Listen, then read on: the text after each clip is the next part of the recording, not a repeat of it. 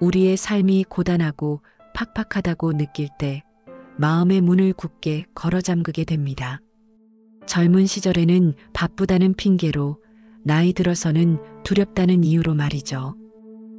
특히 은퇴 이후 많은 분들이 스스로를 돌아볼 시간을 갖게 되는데 이때 오히려 더 큰 혼란을 겪곤 합니다. 지나온 삶의 여정이 마치 안개 속을 걸어온 것처럼 희미하게 느껴지기도 하죠. 오늘은 그런 여러분의 마음에 잔잔한 평화를 가져다 줄 이야기를 준비했습니다. 철학자들의 지혜와 동서양의 깊이 있는 통찰을 통해 우리가 어떻게 진정한 평온을 찾을 수 있는지 함께 알아보려 합니다. 10분만 집중해서 들어주시면 분명 여러분의 마음에 작은 변화가 시작될 것입니다. 첫 번째로 말씀드리고 싶은 것은 고독에 관한 이야기입니다. 독일의 철학자 쇼펜하우어는 고독을 견딜 수 있는 능력은 위대한 정신의 특징이다라고 말했습니다. 많은 분들이 고독을 두려워하시는데 사실 고독은 우리에게 주어진 소중한 선물입니다. 프랑스의 작가 빅토르 위고의 소설 레미제라블에서 주인공 장발장이 자신만의 시간을 통해 내면의 성찰을 이루는 장면을 기억하실 것입니다. 진정한 변화는 홀로 있는 시간 속에서 시작됩니다. 고독은 두려움의 대상이 아닌 우리를 성장시키는 벗이 될 수 있습니다. 하지만 많은 분들이 고독의 시간을 외로움과 혼동하십니다. 고독은 외로움과는 전혀 다른 것입니다. 외로움이 우리를 피폐하게 만든다면 고독은 우리를 풍요롭게 만듭니다. 외로움이 우리를 움츠러들게 한다면 고독은 우리를 더 크게 성장하게 합니다. 현대 심리학에서는 의도적 고독의 중요성을 강조합니다. 하루 30분의 고요한 시간을 가진 사람들은 스트레스 호르몬이 현저히 감소했다고 합니다. 여기서 중요한 것은 의도적이라는 점입니다. 그저 주어진 고독이 아닌 스스로 선택한 고독은 우리의 마음을 치유합니다. 명상가이자 작가인 팀 페리스는 그의 저서에서 의도적 고독을 실천하는 성공한 리더들의 일화를 소개합니다. 애플의 스티브 잡스는 매일 아침 산책을 하며 홀로 보내는 시간을 가졌고, 마이크로소프트의 빌 게이츠는 매년 생각하는 주간이라는 이름으로 일주일간의 고독한 시간을 가졌다고 합니다. 이들은 모두 고독의 시간이 창의성과 통찰력을 높여준다고 증언했습니다. 그럼에도 우리는 익숙치 않은 고독이 처음에는 막막하고 두렵기만 합니다. 하지만 이 시간을 정원을 가꾸는 과정이라고 생각해 보세요. 꾸준히 시간을 들여 가꾸다 보면 어느새 아름다운 꽃이 피어나는 것을 발견하게 됩니다. 그 꽃은 바로 자신에 대한 이해이자 삶에 대한 깊은 통찰입니다. 두 번째는 마음의 문을 여는 것입니다. 동양의 선사들은 마음이 열리면 세상이 열린다고 했습니다.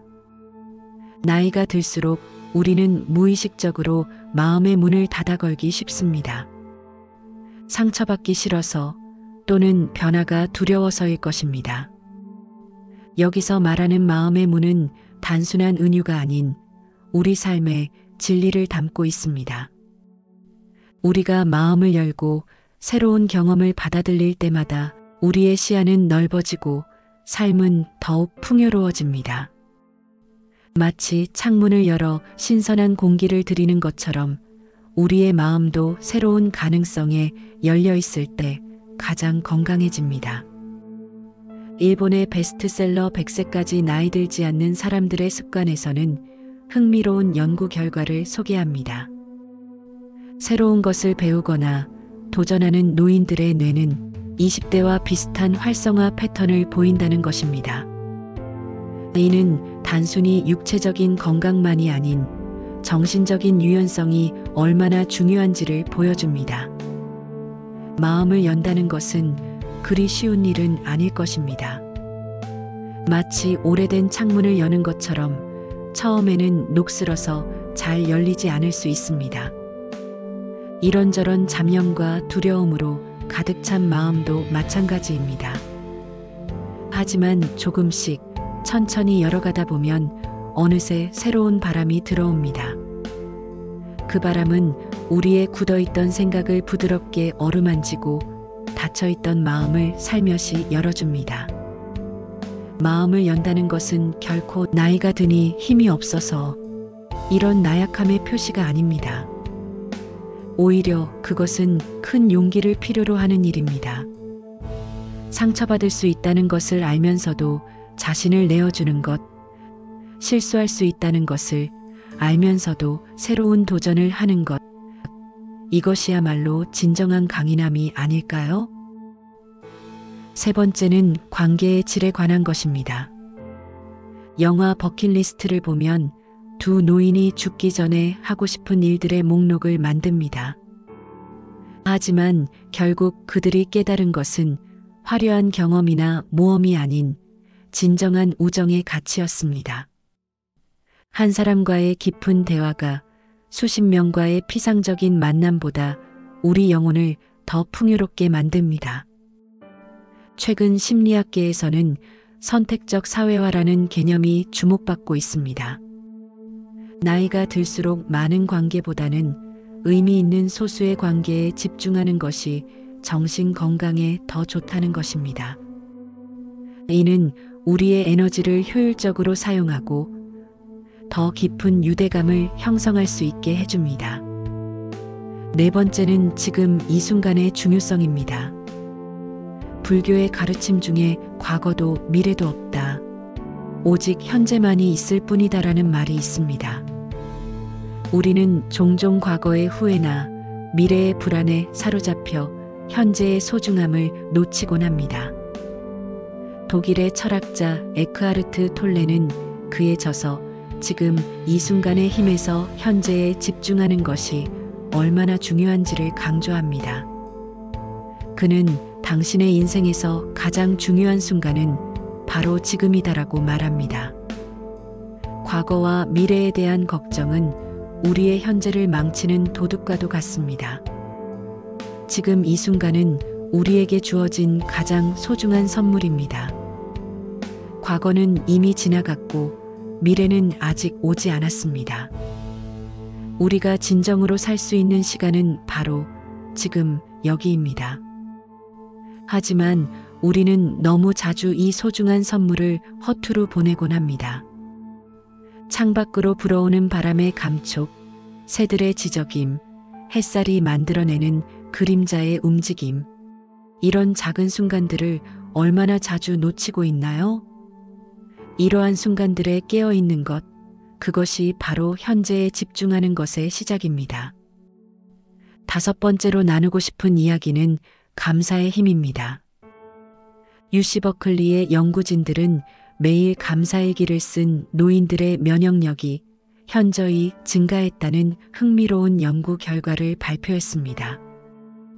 감사는 단순한 감정이 아닌 우리 몸과 마음을 치유하는 강력한 약입니다. 감사하는 마음을 글로 표현할 때 우리 몸은 자연스럽게 편안해지고 행복감을 느끼게 됩니다. 이는 우리의 몸과 마음을 더욱 건강하게 만들어주고 깊은 잠도 편하게 잘 수 있게 도와준다고 합니다. 특히 손으로 직접 쓴 감사일기가 디지털 기기로 작성한 것보다 더 큰 효과를 보였다고 합니다. 영화 어바웃 타임에서 주인공은 평범한 일상의 순간들이 얼마나 특별한지를 깨닫습니다.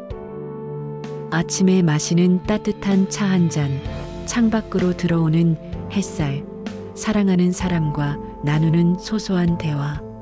이런 일상의 순간들에 감사할 줄 아는 사람은 결코 불행할 수 없습니다. 감사는 마치 마법의 렌즈와 같습니다. 그 렌즈를 통해 세상을 바라보면 평범했던 일상이 특별해지고 당연했던 것들이 선물로 다가옵니다. 아침에 눈을 떴을 때 들리는 새소리, 가족과 함께하는 식사 시간, 잠들기 전 베개에 기대는 포근함까지 이 모든 것들이 얼마나 큰 축복인지를 깨닫게 됩니다. 감사는 우리를 더 겸손하게 만들고 동시에 더 풍요롭게 만듭니다. 그것은 마치 정원에 물을 주는 것과 같습니다. 감사의 마음을 부어줄 때마다 우리의 마음 속에는 더 아름다운 꽃들이 피어납니다. 마지막으로 말씀드리고 싶은 것은 용서의 중요성입니다. 남아프리카 공화국의 대통령이었던 넬슨 만델라는 27년간의 수감 생활 후에도 그를 가두었던 이들을 용서했습니다. 그는 용서란 자신의 영혼을 자유롭게 하는 것이라고 말했습니다. 심리학자들은 용서하지 못하는 마음이 우리 몸에 독이 된다고 합니다. 분노와 원망은 우리의 면역 체계를 약화시키고 심장병의 위험을 높입니다. 반면 용서는 우리를 과거의 속박에서 해방시키고 새로운 시작을 가능하게 합니다. 용서란 그저 상대방을 위한 것이 아닙니다. 용서는 자신을 위한 선물입니다. 우리가 누군가를 용서하지 못할 때 그 무거운 마음은 고스란히 우리의 짐이 됩니다. 마치 어두운 방 안에 스스로를 가두어 두는 것과 같지요. 그 방의 열쇠는 다름 아닌 용서입니다. 그러나 누군가는 이렇게 말할 수 있습니다. 그 사람이 저에게 한 일을 어떻게 용서할 수 있나요? 네, 쉽지 않습니다. 하지만 용서하지 못한 채 살아가는 것이 과연 나 자신을 위한 것일까요? 용서하지 못하는 마음이 우리의 현재와 미래까지 어둡게 만드는 것은 아닐까요? 사랑하는 여러분, 우리는 모두 완벽하지 않습니다. 때로는 넘어지고 실수하고 후회하기도 합니다. 하지만 그것이 우리의 전부는 아닙니다. 혹시 이런 경험들로 자신도 모르게 마음의 빗장을 걸어두고 계시진 않나요? 철학자 니체는 인생에서 가장 큰 감옥은 자신이 만든 마음의 벽이다라고 했죠. 우리는 종종 과거의 상처나 미래에 대한 불안 때문에 스스로를 가두곤 합니다. 영화 굿 윌 헌팅에서 심리학자 쇼는 상처받은 윌에게 이렇게 말합니다. 그건 너의 잘못이 아니야. 이 한마디는 오랫동안 마음을 닫아두었던 윌의 삶을 완전히 바꿔놓습니다. 때로는 우리도 이런 말이 필요합니다. 당신의 잘못이 아니에요. 이제는 마음의 문을 열어도 괜찮아요.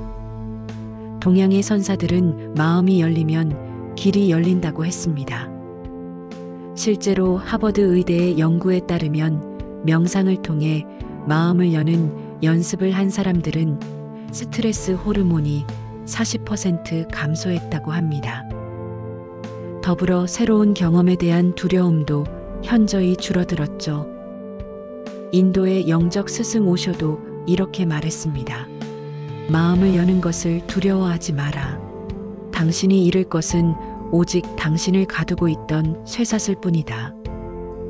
우리가 마음을 닫아두는 것은 보통 상처받지 않기 위해서겠지요. 하지만 역설적이게도 그것이 우리를 더 큰 고통 속에 가두는 결과를 낳습니다. 심리학자 칼 융은 치유는 마음을 여는 데서 시작된다고 했습니다. 우리가 마음을 열 때 비로소 진정한 관계가 시작되고 새로운 기회가 찾아오며 삶의 의미를 발견할 수 있습니다. 여러분, 지금 이 순간 당신의 마음은 얼마나 열려 있나요? 혹시 두려움, 불안, 분노로 인해 굳게 닫아둔 문이 있지는 않으신가요? 오늘부터 조금씩 그 문을 열어보는 건 어떨까요? 처음에는 작은 창문부터 시작해도 좋습니다. 타인을 향한 작은 미소, 새로운 취미에 대한 호기심, 낯선 경험에 대한 용기. 이런 작은 시작들이 모여 우리의 삶을 더욱 풍요롭게 만들 것입니다. 마음을 여는 것은 결코 쉽지 않습니다. 하지만 그만큼 가치 있는 일도 없습니다. 이 시대를 살아가는 우리에게는 너무나 많은 정보가 있습니다. 하지만 진정으로 가치 있는 것들은 늘 단순합니다. 고독을 친구로 만들고 마음의 문을 열며 깊이 있는 관계를 만들어가는 것. 현재에 충실하고 감사하며 용서할 줄 아는 것. 이것들이 우리를 진정한 평화로 이끌 것입니다. 삶이 힘들게 느껴질 때마다 이야기를 들으러 와주세요. 오늘의 이야기가 여러분의 마음에 작은 위로가 되길 바랍니다. 늘 건강하시고 행복하세요. 고맙습니다.